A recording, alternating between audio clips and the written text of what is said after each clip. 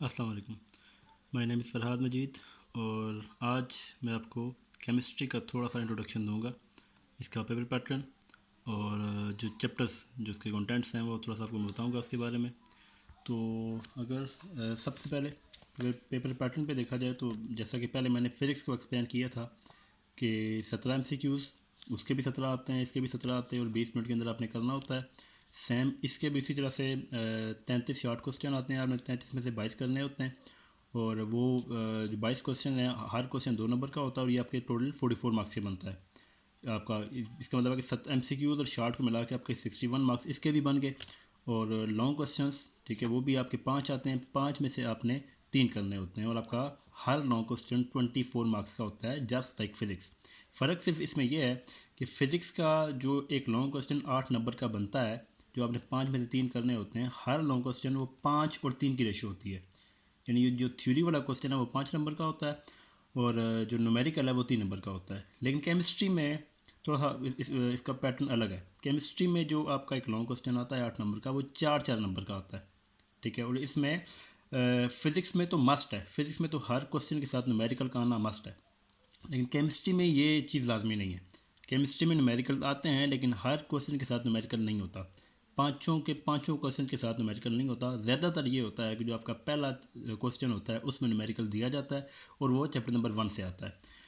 तो ये आपने 5 में से 3 करने होते हैं, ठीक है। हर क्वेश्चन आपका 8 नंबर का है और आपका वो जो 8 नंबर हैं वो 4 4 नंबर के 2 पार्ट्स होते हैं।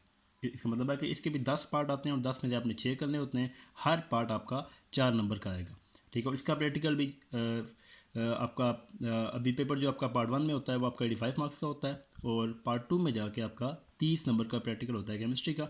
और इस तरह आपके 85 मार्क्स का पार्ट 1 में हो गया, 85 मार्क्स का पार्ट 2 में हो गया और 30 नंबर का आपका प्रैक्टिकल होता है। इसके भी जो पासिंग मार्क्स हैं वो आपके 28 होते हैं आपके, तो 28 नंबर वाला पास होता है इसके अंदर भी जी। तो ये इसका पेपर पैटर्न हो गया।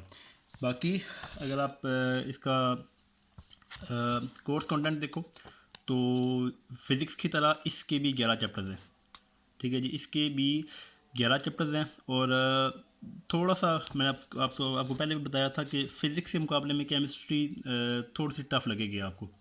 तो टफ़ लगने की एक रीज़न कि सिलेबस ज़्यादा है और दूसरा वैसे भी केमिस्ट्री और मैथ्स के बारे में थोड़ा सा ये कहा जाता है जी कि ज़रा मुश्किल है ये।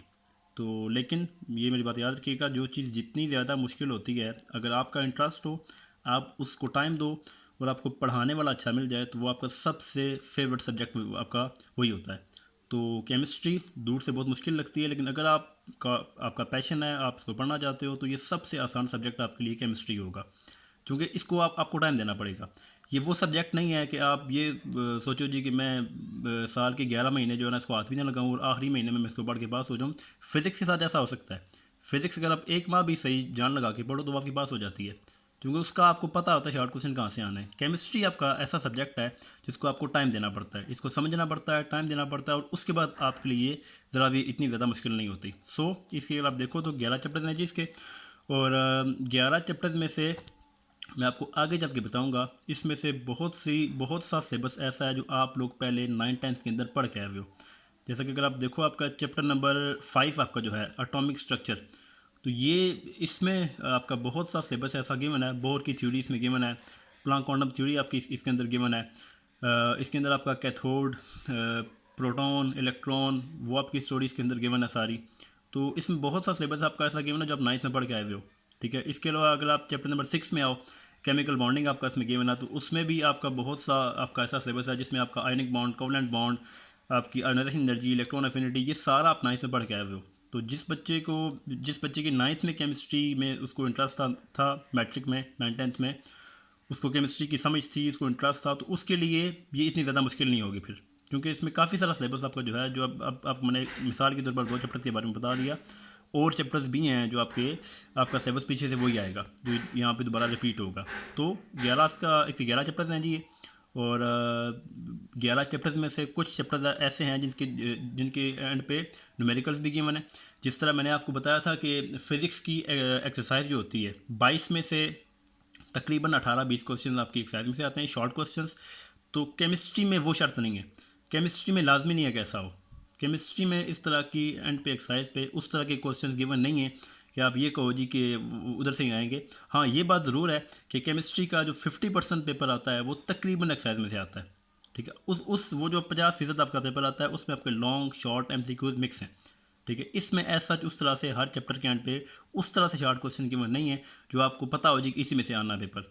तो ये आपका इसका कोर्स कंटेंट है जी। इंशाल्लाह हम आगे आइंदा चल के इसको चैप्टर वाइज देखेंगे और इंशाल्लाह फिर इसको हम साथ साथ पढ़ेंगे।